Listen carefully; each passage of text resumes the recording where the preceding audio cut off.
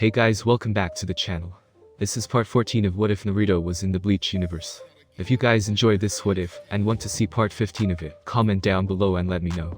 Also check out previous parts of this What If. I have created a playlist for this What If, where you can find all the previous parts, link is in the description. And also go ahead and check out other What Ifs in the channel. Before we start, please do support for more awesome content, it really means a lot. Don't forget to subscribe and leave a like, and also share this video with your friends. So let's start this video. With Naruto and Urahara, Arctic Circle. Once again, roughly a week and a half after their excursion to Hueco Mundo, Naruto dragged Urahara away from Karakura town for company, as he traversed the globe for his own personal reasons that he wasn't very forthcoming with, and the cat-like female was of course as curious as ever. As to where Naruto was taking her, so she didn't argue too much. So far they had gotten on 2 planes, had flown out of Tokyo, had completely left Japan altogether, had wound up in Canada of all places, and had gotten all geared up. Geared up for what, you ask? Well, from the northernmost point of Saskatchewan they headed into the Northwest Territories, and then further north into Nunavut by the Arctic Circle. Luckily for them it was still summer, but it was still cold as hell, seeing as how the season was about to turn. Once again, Urahara had to wonder how much money Naruto actually had, because he seemingly doled out the cash for their little spur-of-the-moment trip like it was nothing, as if he were merely paying for bus fare to head downtown. He even handed her a passport like he had handed her a permission slip for a school field trip. Urahara managed to growl out. She was really getting tired of following her fearless leader. Despite her having almost infinitesimally more knowledge than him about the Soul Society, he had an almost inexhaustible amount of knowledge about every single nook and cranny of the globe in the world of the living that was worth talking about. I've been very patient. I followed you all the way out here without asking you too much, but now you have me out here in the middle of nowhere on an outlying island, so far away from any town that we haven't even seen a human being in several hours, and since when can you speak that language you were speaking? Enacted, Naruto supplied helpfully, looking at his lovely female companion with a smile. They were both wearing white parkas and white boots. Urahara had her head pulled up. Naruto didn't think he needed it, so he didn't have it on. They had been walking for hours, with the only sound other than the two trying to talk to one another being the sound of snow and ice crunching under their boots. I learned to speak the languages of the places where I was hiding stuff, Urahara-chan. It would really suck to overhear someone talking about finding one of my hideaways, and not know what they were saying. Not that anyone could even find one of my places. Only a ninja could, and there aren't any of them like me these days. Why didn't we take heat on? Urahara asked him, wrinkling her nose as powdered snow flurries flew into her face with the blowing of the wind. Because he would be so bored, he wouldn't know what to do with himself, and he would just ditch us to go straight to Hueco Mundo, once he realized we wouldn't be fighting. Naruto answered, casually as he continued to lead her along. Besides, someone needed to keep watch over the base, and Urahara was going to install one of those Kika's training fields in the basement. He just had one request before he got to work on it. Karakura town, Urahara's shop. Hidan had come over to Urahara's shop to help him out, due to them being comrades for whatever Naruto's little squad were meant to be used for, also because of the promises by the man that he would be fed very well. And he was sick of eating nothing but ramen. Well, Naruto had been the one to go grocery shopping and fill the cabinets and refrigerator, while he waited for Naruto and Urahara to come back. In his human gigai, Hidan sat in the middle of a binding array with a bored look on his face. Tessai had a fully focused look on his face as if he were preparing to hold Hidan back from breaking away or attacking. The silver-haired former ninja gave him a deadpan look. You know, Muscles, if I wanted to fucking kill you, I would have just done it by now. I'm not going to do anything to you or the bucket hat guy. Uzumaki would bind me back to some kind of holy land for all eternity again if I did. Sorry, Hidan-san. Tessai said, actually apologetic to the hollow in human form. This is a precaution. Urahara-san requires you to be in your Arrancar form, so that he can study you and learn more about the process. The information he got from your Vasto Lorde form was invaluable, and we're still studying it. However, an Arrancar is something we have never gotten an opportunity to go over before. Okay? Hidan said, not getting it yet. I still don't understand why I have to be bound for this. He barely noticed Urahara walk up to him and tap him on the head with the bottom of his cane, freeing his Arrancar form, still wearing his black robe with red clouds, from the gigai, before he dragged it away to a safe distance. We're just going to test some things out on you, Hidan. Urahara said, walking back over, spinning his cane as Tessai activated the small barrier around Hidan's body. The barrier is just in case it's needed, he said before smashing Hidan hard on the head with his cane. Hidan's head didn't even flinch, didn't hurt. Steel skin. One of the few techniques I was able to glean from those 3 bitches that were telling me all about what Arrancar could do. The grin came to his face. With my spiritual pressure, you ain't gonna be able to hurt me with that weak piece of shit. Good to know. Urahara said in a mildly chilling manner, smiling in an unnerving fashion. It seems that we can step it up a bit here in testing things out on you. He drew his Zanpakuto from within his cane. A word of warning, before we get started, my Zanpakuto didn't really like being called a weak piece of shit, so I'm sorry in advance for this. Awaken, Benihime. The Zanpakuto changed into a sleek-looking medium-sized sword, with a strange bend in the handle that had a tassel at the end. It was a rather unique-looking weapon, Hidan had to say, but then again, he had only seen Yoruichi. He didn't know anything about Shinigami or their Zanpakuto. What are you going to do with that? Hidan asked amusedly. Slice me up some bread, and make me a sandwich. Make it roast beef if you are. The Urahara said before clicking his teeth in a pitying fashion. She didn't really like that remark either, so I'm sorry for this. You should be fine though, a little dinged up, but alive nonetheless, maybe. Hidan's eyes whitened as he saw the blade of the sword glow red. First test. R-Card durability in varying situations of intensity. Sing, Benihime. Wait, what? Hidan managed to get out before Urahara slashed a blade of red energy at him, that exploded on contact, engulfing the entire area around him in smoke. Ow. God damn it, that fucking hurt, you creepy bastard. You're lucky I was able to get the side up to block that shit. Urahara said, pulling out a clipboard from nowhere, and writing things down. The test subject seems alive, and well for having taken a low-level blast from Benihime. I'd better up the intensity of the attack, or maybe have him take the hit without using his weapon to try and divert some of the impact. He shrugged and smiled. Oh well, we have all the time in the world to run trials, and it looks like we won't have to immediately get him medical treatment after every attempt. Consider it training for your steel skin, Hidan. Go fuck yourself with your old man cane sword. Hidan yelled back at him. With Naruto and Yoruichi. Yeah, Naruto thought, rubbing under his nose with a grin on his face. Hidan should be able to take some of that. He's a tough guy. Yoruichi shook her head in amusement before asking another question. Okay, so what are we doing out here? This isn't exactly the most romantic place to take a girl for a vacation, Naruto. She said jokingly, batting her eyelashes at him sweetly. He shot his grin over to her. You've obviously never been up around the Arctic Circle, and seen the aurora borealis. Maybe I'll bring you back and see if you say that then. The blonde then stroked his chin. I guess if you want to that badly I can take you somewhere on the way back. We can stop off somewhere. Can you speak any other languages, or do I have to teach you before we go anywhere cool? Yoruichi smiled at him like a woman with a devious plan. Why don't we save the sweet talk for later, and you tell me why I'm out here freezing my tail off right now? Fair enough. He said to her in agreement. All over the world I have stashed things. Cool things. Treasures of my era that I managed to get a hold of. Yoruichi blinked. Are we going to go see the Gato Mazo thing you told me about with all of the monsters in it? She saw him double take at her in shock. Fuck no. Naruto said in alarm. The less people who know exactly where that is, the better it is for everyone. It's in a place that only I can reach anyway. No, these are more like armories. I have a lot of weapons of a powerful nature, and we're heading towards the one that I want the most right now. And don't complain about where I placed it. The rest aren't in places that are any easier to get to. Most of them are harder to get to, and more of a pain in the ass to find. Yoruichi noticed that by this time Naruto had turned on his Rinnegan for some reason, as they walked along. So what exactly are we looking for again? Something cool. Naruto alluded to cryptically that got Yoruichi to pout at not getting her curiosity sated. It's one of my favorite old tools. I liked it so much that I couldn't keep it locked away like most of the others. I got it fixed and upgraded actually, and learned how to use it for myself, then I hid it. But you Shinigami have yours on Zanpakuto, so I need a little something extra with some knockout power so to speak. Hence, I'm coming to retrieve my sword since the stronger of you guys can just cut through my kunai, and hidden blades like they're cheap. A smirk came to the face of Yoruichi at hearing how disgruntled he was at discovering the limits of his ninja tools. When it came to melee attacks against Shinigami, well, when you compare them to soul-cutting swords, they are cheap, Naruto. Hopefully what you've dragged me out here to find isn't that easy to break. No way, Yoruichi-chan.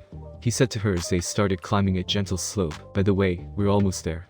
He then simply stopped in the middle of nowhere. Nothing around at all to indicate that anything was anywhere near them. Folding her arms across her chest, Yoruichi looked around expectantly.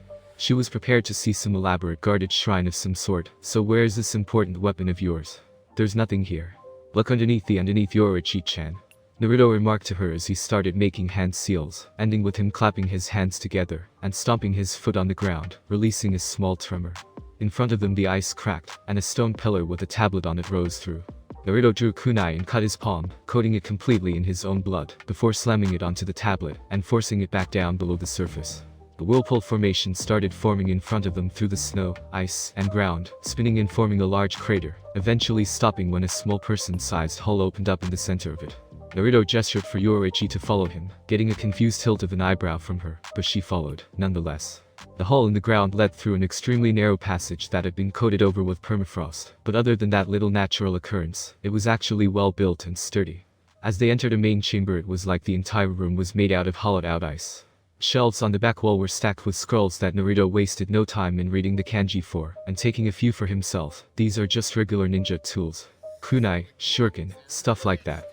I didn't have any until we headed to the Soul Society, where apparently blacksmiths aren't out of practice like most are here. Nodding, Yoruichi looked around. The place was beautiful. Did you make this place?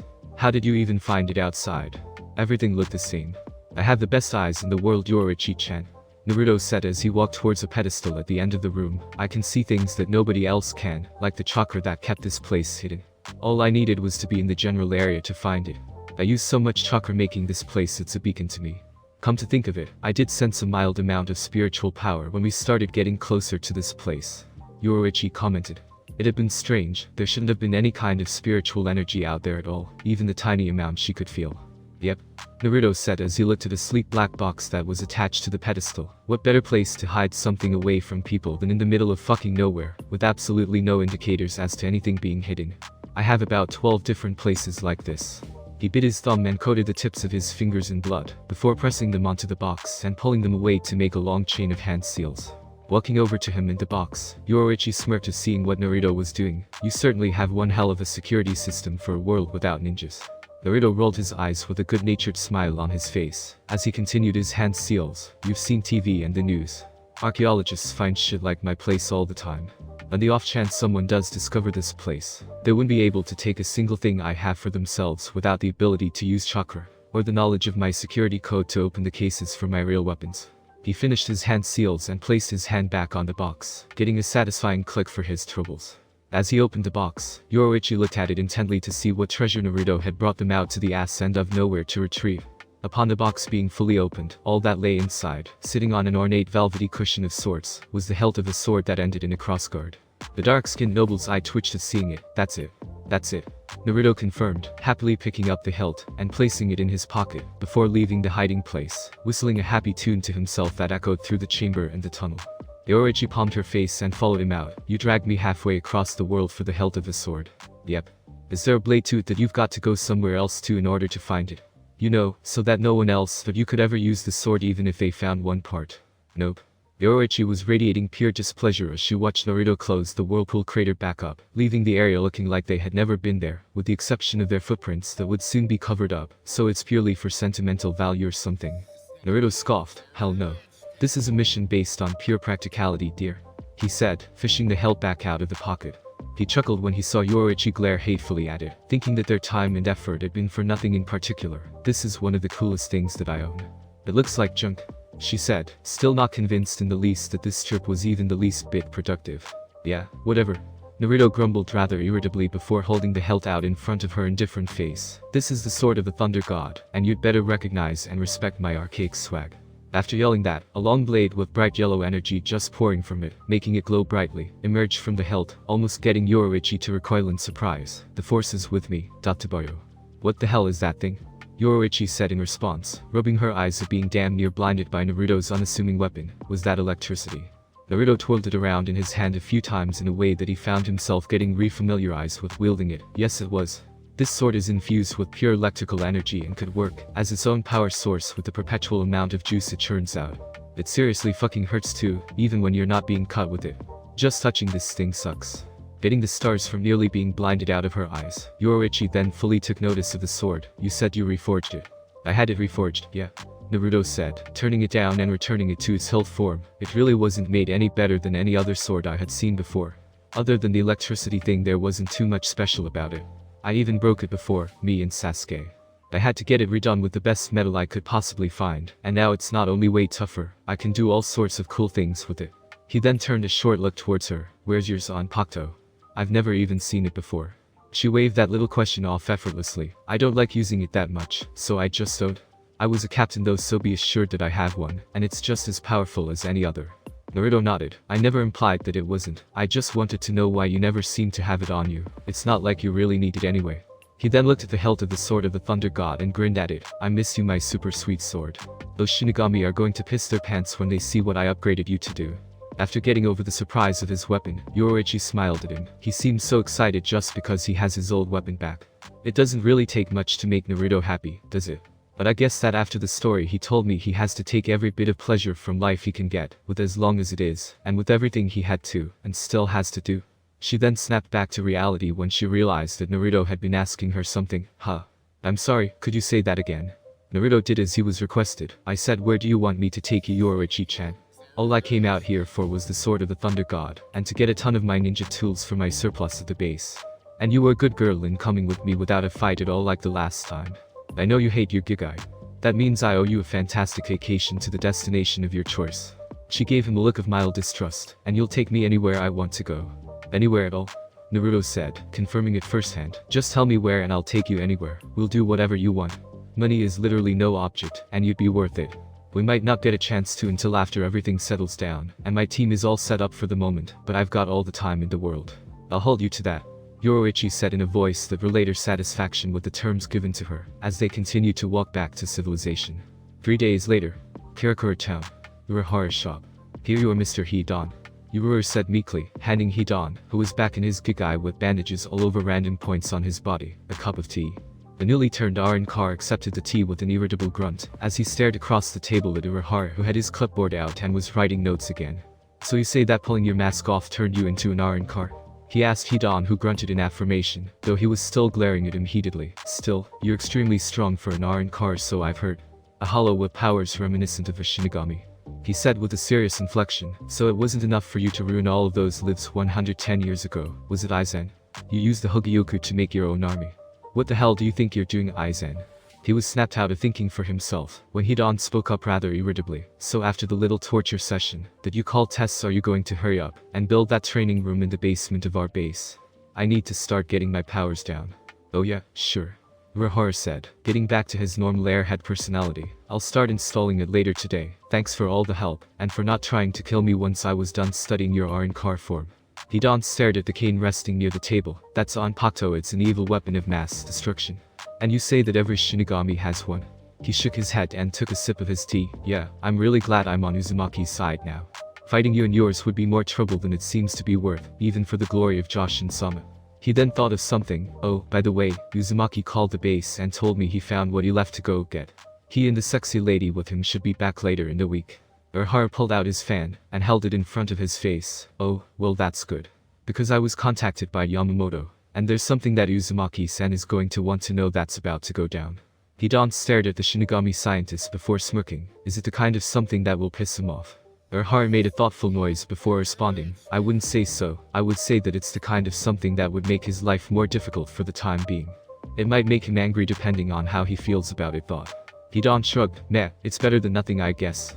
He said before downing the rest of his tea. Could you get that little girl back in here to get me a refill? I've got a man's thirst here. I never want to see your damn Zanpakuto's release ever again. With Naruto and Yoruichi, the layover from their flight out of Canada back to Japan stopped late over in Hawaii. Thus Naruto got Yoruichi and himself a place to stay for the night. There was also no real rush now that he had what he had left Karakura Town to find, so as long as they got back in a good amount of time, there wasn't anything anyone could say about anything. Grateful to be out of the Arctic Circle and in a more enjoyable climate, Yoruichi, in a loose violet shirt and black skirt, stretched out on the bed of the hotel suite that Naruto had bought out for them, looking out of a rather large window that led to a balcony. For only staying for one night, he certainly didn't spare any expense. He had swiftly asked if anyone had booked the best suite they had, and when he was informed that no one had, he had quickly snatched it up for them. Where do you get all this money from? Yoruichi asked the blonde man near the bed, who was raiding the mini fridge without a care. Your books couldn't possibly sell that well. That money would really be no object like this. Naruto looked up from the fridge quizzically with a bottle of water sticking out of his mouth. Pulling the beverage away, he blinked and addressed her question. Well yeah, my books really do sell that much. No joke. And I transfer money to new accounts for every normal lifetime I've lived. Then that account makes money, and then you've got to account for all the interest I've accumulated too. There isn't any reason that I wouldn't be totally loaded, especially since I don't use that much money at all. He then grinned at her. But you're so worth it, Yoruichi-chan. Oh? Yoruichi said playfully, reaching over and giving Naruto's cheek a pinch. You're so sweet to me, Naruto. She then blinked and decided to ask a question. Why are you so sweet? Not just to me, but to every girl you meet. It's not just because you're a womanizer. It doesn't seem that simple. Naruto averted his eyes away from her, and returned to digging through the fridge. A woman brought me into the world, and gave her life for me. I've had my life saved more times than I can count by women. I've had my ass handed to me more times than I can count by women. And a woman even brought me back from the goddamn dead and gave me a chance to correct my ultimate mistake. Because of those reasons I treasure all women, not just for physical reasons, but because I've experienced both ends of the spectrum. You are capable of being bona fide angels of mercy and merciless destroyers. He finished with a smile. Any girl that thinks that giving me the time of day is worth her while ends up being special to me. It's amazing that you didn't grow bitter and angry with time. You're just one big softie despite all of the idiocy and power, aren't you? Yoruichi rolled over onto her back and let out a yawn. I think jet lag is just a myth. The changing time zones didn't mean anything to me. I'm so tired. Get some sleep then, Naruto said, standing up from his crouch by the mini fridge to leave the room. I'll hit the couch in the other room, and I'll see you in the morning. Yoruichi rolled her eyes as she jumped out of bed, then grabbed a hold of his arm. Oh, don't start acting like a prig now. You've slept in the same place as me before, and this time there's no one here. You're not going to be dropping all of that money just so you can sleep on a chair somewhere. Naruto looked back at her before smirking and walking towards her, getting her to back up slowly. So you don't want me to leave? He said lowly, getting a matching smirk from Yoruichi, who shook her head. Now why would that be? You paid for this place, she said, letting him wrap an arm around her waist and pull her close to him. And I think I'm getting used to sleeping on top of you. I don't think I could get to sleep in such a foreign place without an immortal pillow. She turned her golden-colored eyes up at him and gave him a quivering-eyed look. Or would you really make me sleep all by myself? He had to avert his eyes away from hers. Even after more years than anyone could count, he was still a sucker for anything that a girl close to him requested of him. Not that he would have even turned her down for something like this anyway. 2 hours later. So what's the next plan? Yoruichi asked Naruto, laying her head on his bare chest. Each time they slept together they had been getting progressively closer and closer to one another, so much so that now neither of them could care less about the other sleeping in their undergarments. When we get back to Karakura, what are we going to do? Naruto sighed, watching the purple hair of Yoruichi raise and fall along with his chest. First and foremost, we need to get you an office space. Then Hidan needs to get himself used to whatever he can do. As an Arrancar, or else he wouldn't be as useful as he could be otherwise. Even if all he used was his Gigai and his ninjutsu, he wouldn't be much of a match for anything stronger than regular hollows. His Gigai body doesn't have enough chakra for him to readily use any yet. It would take years for him to get back up to speed with that. Yoruichi nodded in agreement. It was clear that Hidan had a lot of power, but he needed to know how to use it, otherwise it was all but useless to them. So what are we going to do about Wako Mundo? We have 2 options, Naruto said. We could go back in and try to get more information on the place, because we don't have much at all right now. We might even be able to launch a preemptive strike if we get our bearings fast enough. Or we can wait for something to happen in the world of the living. I have some things that need doing around Karakura town anyway, and having too much on my plate at once wouldn't exactly be the best thing. He looked down at the woman laying on his chest. You, on the other hand, are going to help me scout for more people. I've seen your Shinigami divisions. 4 or 5 people does not make a very deep and comprehensive group. And if there's anyone in particular I like and think we should have, she wondered, looking up at him with an expression reminiscent of a cat that had just swallowed the canary. Naruto chuckled at the look on her face. Then you can tell me about them, and we can see if they're up to snuff and interested in joining. He then rolled his eyes. You still want all of Ichigo's friends, don't you? I'm telling you they won't do it unless he joins, and he won't. Scratching the top of his head, he added something onto that, and besides, I have to steer him towards Shinji and the other visors. It's too dangerous to leave him to roam and fight without him knowing about his hollow. I kind of want to slap Urahara again for doing that. This is his fault, he said in a rather irritable manner before Yoruichi's mouth covered his. The female companion of the immortal Uzumaki pulled away after a moment and placed a finger on his nose. Don't blame Kisuke. Ichigo will be able to handle it. Just do what you need to when school gets back into session. He grumbled about going to school again, getting Yoruichi to giggle and kiss him again. It's a good cover, and you know it.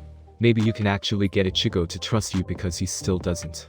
Like I care what that brat thinks, Naruto said. He cannot trust me all he wants while I'm saving his ass again, and see how much sense that makes. He grinned at Yoruichi and wrapped his arms around her. He's just mad that I stole his sexy temporary sensei away from him. Yoruichi let off a seductive laugh and pushed her forehead and nose against Naruto's. Oh, you stole me away, did you? So does that mean that when I'm telling you stuff you need to know about the Soul Society or things in general, you'll call me Yoruichi sensei? She basically purred out to him. Only if when I buy you stuff and do awesome things you'll call me Naruto-sama.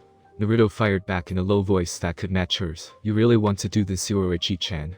You're really towing it close to that line of no return. She grinned at his question. Oh well, in that case, if you're that worried about me second-guessing myself, I could just get up and get dressed and we can ignore. She let out a muffled laugh when Naruto cut her off by kissing her again. Eventually she simply closed her eyes and enjoyed it, as she started to duel tongues with the blonde shinobi beneath her. Lemon start. Any inhibitions that Yoruichi thought Naruto had about going through with the rest of their nighttime activities went right out the window when she felt him remove her bra and cast it aside swiftly. Someone knows what they want, I see. She thought as she ran her hands through Naruto's spiky hair and enjoyed his fingertips softly dancing on her bare back. Well, that floaty side of hers isn't making up for any shyness in the bedroom, Naruto thought to himself as he let Yoruichi begin to dominate the tongue play between them. He let his hands go lower down her torso and firmly grip her backside before giving her a solid spank. After feeling the hit on her butt, Yoruichi sat up on top of Naruto and gave him an inquisitive look. Naruto frowned, thinking he had offended her. You didn't like that? Sorry. Yoruichi broke into a smile again. I didn't say I didn't like it. I just didn't expect that. He grabbed both of his hands at the wrists and placed them directly on her bountiful chest. Now isn't it so much better to be able to touch instead of just lip? Be gentle though. She moaned out when she felt him begin to softly squeeze her breasts. Sure thing, Yoruichi-chan. Naruto chuckled out when he saw Yoruichi close her eyes and enjoy the attention his hands were giving her. Hey, practicing hand seals were good for more than just setting up a jutsu. I won't hurt you. In retaliation for that remark that seemed like it was underestimating her, Yoruichi made a soft and steady grinding motion with her hips on top of Naruto's, teasing his erection. Oh, you couldn't hurt me if you tried. Whether I'm in a gig eye or not. Understood. He managed to hiss out, fighting off an urge to flip her off of him and start trying to fuck her lights out. She was making this absolutely agonizing, and she knew exactly what she was trying to do to him, not that she readily cared about that at the moment. He guessed he was going to have to make her care about how she was making him feel by doing the same to her. In an effort to fight back against his dark-skinned goddess, and her ability to tease him even now when he was so close to what they both wanted, Naruto removed one hand from her breast and slipped it underneath the waistband of her panties. Yoruichi tried and failed to bite back a gasp of surprise when she felt the very experienced fingers of Uzumaki Naruto begin playing with her sweet spot. Oh my god, she whispered out to herself, but Naruto managed to hear her. He had two fingers inserted inside of her, pumping in and out of her at varying speeds, while his other hand slowly stroked her backside and held her in place. Has it been a while? Me too. Yes. Yoruichi managed to stutter out, trying to get over the shocking pleasure she was starting to feel. She started to buck her hips according to the way that Naruto's fingers guided her, and looked down at his face with hazy golden eyes. Would you laugh if I said that, if you had left the room tonight, I would have probably jumped you in your sleep? It's really been almost 100 years. Naruto clicked his tongue, rather impressed with her holding out from urges for that long. 50 years for me. He admitted to her, smirking at how she was hardly listening to him, just leering at him with cloudy, lust-filled eyes. Don't hold back on my account, Yoruichi-chan. He said to her, and as if a switch turned in her head, she slowly drew herself off of his fingers, removed the last of her undergarments, and crawled around him on the bed, before she pinned one of his arms down with her knee, and draped her other leg across his other side, pinning his other arm and straddling his neck. You told me not to hold back, Yoruichi said, licking her own lips as she looked down on her prone lover. She felt Naruto easily free both of his arms, and slide her further forward to where he began to orally pleasure the female Shinigami. Yoruichi grabbed two fists full of Naruto hair and pulled him towards her, so that she could feel his tongue go to work deeper. A human is making me feel like this, she thought, freeing one hand from Naruto's hair to begin playing with her nipples, getting them to harden. She heard Naruto mumble something out beneath her, but couldn't make out what he said. However, the vibrations from his voice simply added to her experience. I'm sorry, could you repeat that, Naruto? I didn't catch that, Yoruichi said with a content grin on her face. She let out a soft moan when he did, and she felt him laugh, she assumed. As if suddenly realizing something, Yoruichi got up off of Naruto's face, confusing him. He knew that she hadn't climaxed for a fact. Yoruichi turned her beautiful body around, and turned to position herself on Naruto's face again, only now she was facing the direction of his legs. I'm sorry, I was being so selfish, she said as she pulled his boxers off. Naruto's eyes widened when he felt Yoruichi's warm mouth taking his full length. You're not selfish at all, Yoruichi-chan, he said in a rather strained voice and laughed. If that was what she called acting selfish, he hadn't minded in the least. Right now, she was his, and he would have done anything for her at this moment. The fact that her mouth and tongue had found a way to reciprocate his efforts to please her earlier made him realize that fact. He pulled Yoruichi back down over his mouth, and returned to his own efforts to make Yoruichi come. Yoruichi bobbed her head up and down, her mouth around Naruto's knee. Her head was in a lucid state of satisfaction that she attempted to voice with moans of delight that wound up being muffled by Naruto's tool. She took her time drawing it slowly in and out of her mouth, giving sharp long licks from base to head and back down. Shiho in Yoruichi was a heartbreaker, and she wanted Naruto to pine for her after this was over. But that course of action was beginning to backfire, as she knew damn well that she would want to do this again just as much as he did. And it was evident that Naruto knew what he was doing from his end as well. His tongue flicked against her clit again and again, and he could feel her shiver on top of him in delight. Yoruichi wasn't bad at what she was doing, not by any stretch of the imagination. However, having written entire volumes of books on this matter, it wasn't as if Naruto was a novice at having sex. The thing about it was, he wanted Yoruichi to want more. He wanted to give her enough to make her want to come back to him, because him begging her wasn't exactly in his plans for the future. It had been a long time since there was anyone in the world that needed him, even if it was just for sex he didn't really mind at this point. So at this point it was a basic battle of wills. I'm going to make him love me. He'll need me when this is over. Naruto stopped eating Yoruichi out and patted the beautiful woman on the bottom. Get off Yoruichi-chan.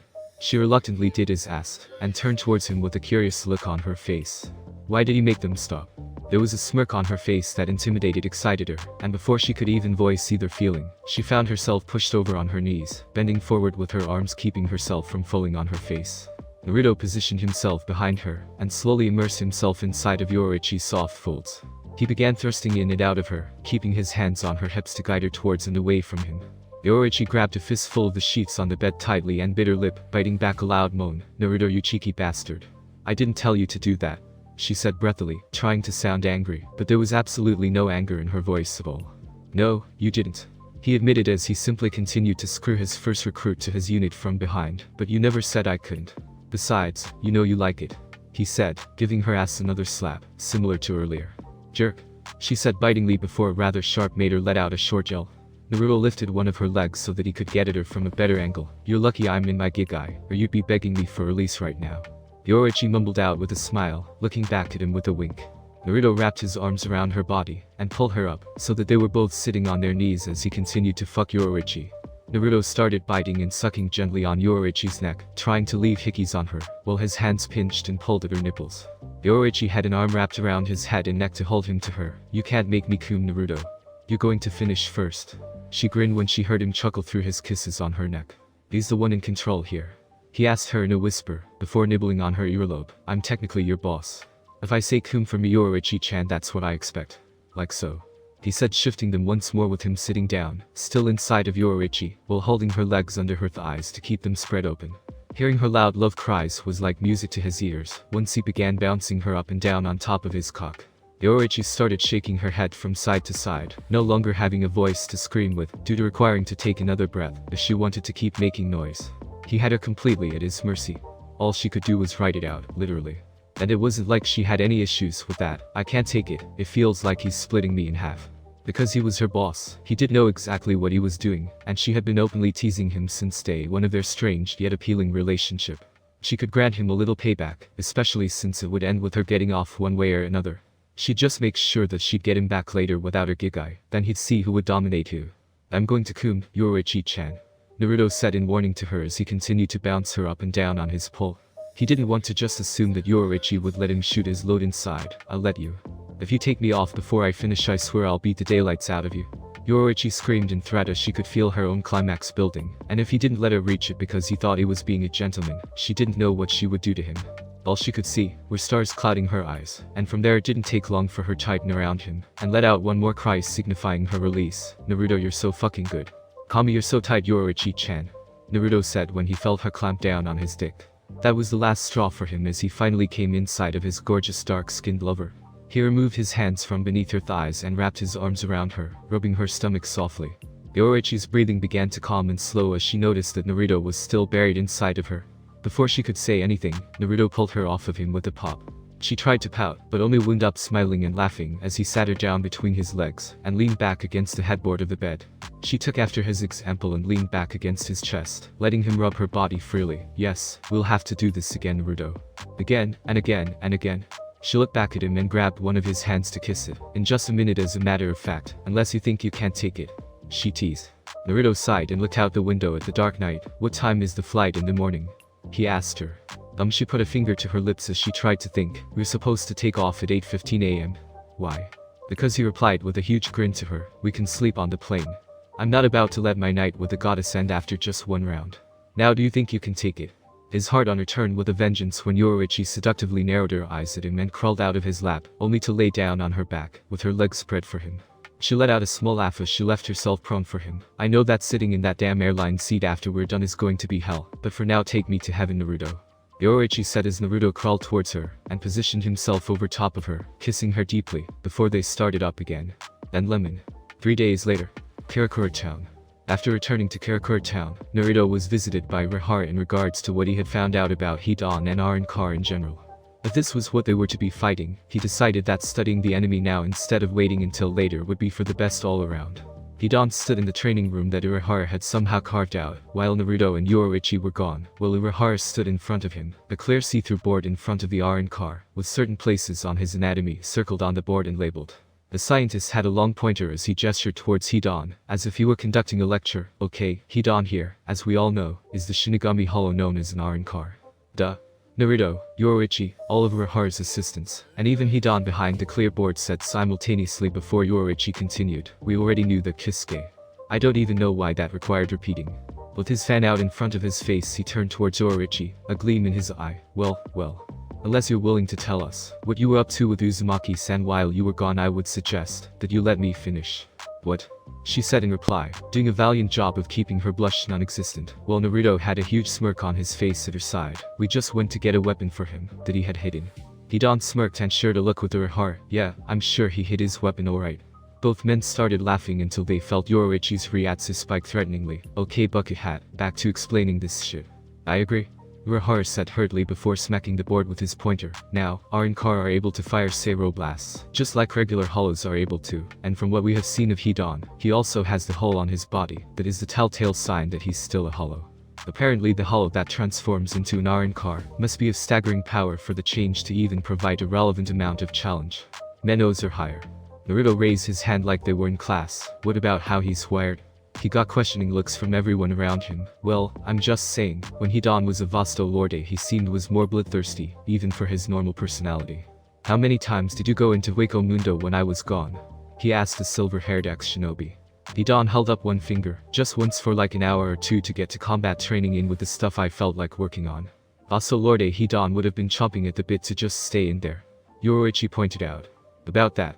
Urahara continued, pointing towards Hidan's head, smacking the pointer off of the board repeatedly to annoy him. Arrancar shares similar anatomy to that of Shinigami. Everything is where it would be for a Shinigami. His soul chain and soul sleep are in the same places, and his mental capacities aren't naturally fueled by battle and killing the way other hollows are. Hidan stopped him to point something out. Actually yeah they are, but like I said, I'm so used to it all of the fucking time even back when I was alive. It's like a little tickle in the back of my head every so often. But I know how to adhere to standards so it's cool. I won't kill any of you, he said with a rather dark grin that made the kids, Ururu, and Jinta, shiver somewhat. Urahara tapped the board repeatedly, to get attention back on him. Now the most interesting thing I've found by far in the time I've been studying the results from the things I've done to Hidan, are the other powers that they have. An Arrancar possesses the power to harden their skin by compressing their spiritual pressure. The stronger they are the better the defense is. He then sniffed haughtily. It's still by no means impenetrable though. Stop preening and get back to the explanation before I shove those sandals up your ass. Hidan growled out irritably. Don't be so bloodthirsty. Urahara said brightly before doing just as instructed. Now the powers, as I said, are incredibly interesting. Our resident Arrancar here has the potential to mimic the Shinigami use of flash steps and other Hohu skills, in his own way with enough work. In addition to that he has variants of the Seiro that he may or may not be able to use, if he had the ingenuity and training to do so.